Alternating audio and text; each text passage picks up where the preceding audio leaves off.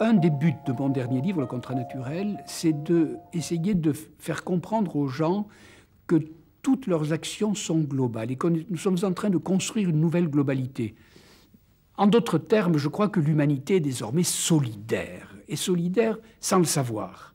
Nous avons découvert il y a très peu de temps que lorsque nous nous rasions le matin en appuyant sur une petite machine qui envoie le rasoir sur la joue, on faisait quelque chose d'important sur des phénomènes physico-chimiques à des milliers de mètres d'altitude. Donc il y a un rapport entre le petit acte familier, immédiat, et quelque chose qui est très loin de nous.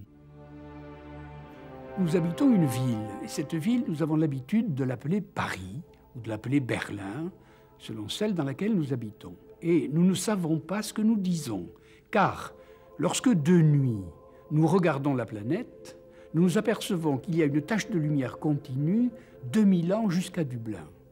Savoir que nous habitons une ville qui est une ville de 300 à 350 millions d'habitants. Par conséquent, cette ville-là est tout à fait nouvelle et elle pèse sur la planète beaucoup plus qu'une ville au sens classique a jamais pesé.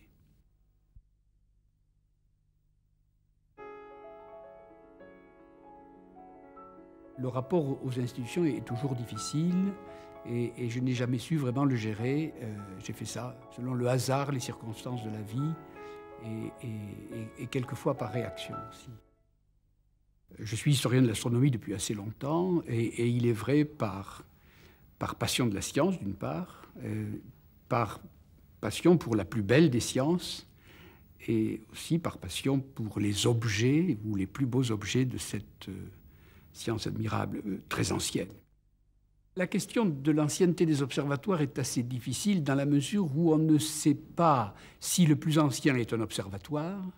Par exemple, nous ne savons vraiment pas si les constructions sans écriture, comme les pierres levées de Stonehenge, étaient ou non des observatoires.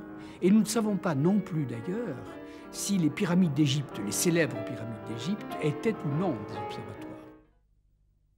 Tout le monde croit que le cadran solaire est une machine à mesurer le temps, un peu comme serait maintenant notre montre ou comme était le sablier.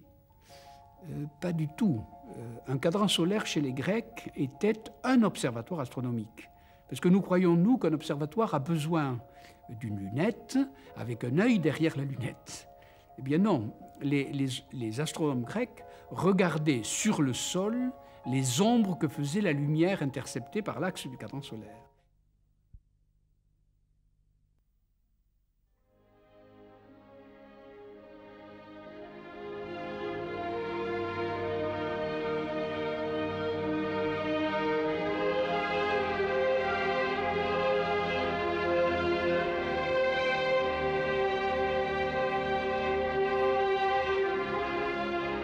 Le tour du monde des observatoires, filmé par Robert Pansart-Besson avec Michel Serres et Pierre Léna.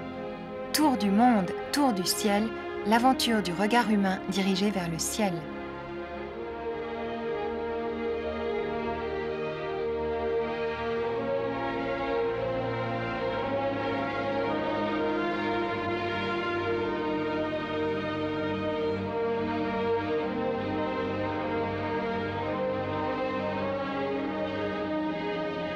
Tour du monde, tour du ciel, 3 diffusions à partir de jeudi.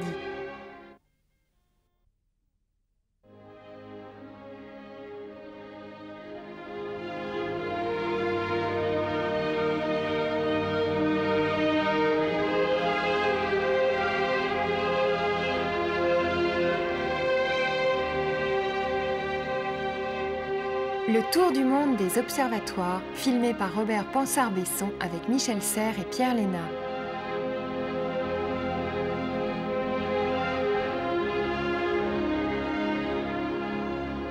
Tour du monde, tour du ciel, l'aventure du regard humain dirigé vers les étoiles.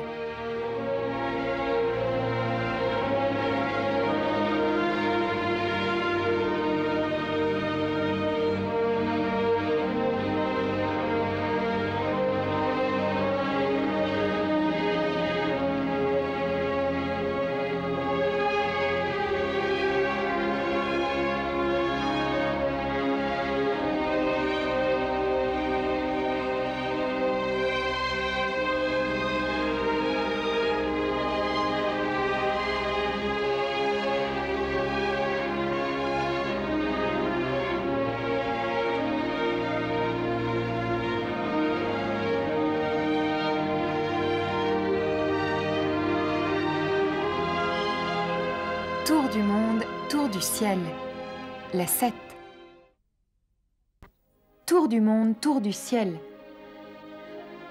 Ils en ont découvert des choses, les anciens Grecs, dans le ciel. Sans Hubble, sans télescope, sans jumelles, rien qu'avec leurs yeux, un peu de patience et beaucoup de logique. En Chine aussi, on restait des heures à observer la lune, le soleil, les étoiles. Et ailleurs, 3 rois mages s'intéressaient à une étoile, une seule mais la bonne.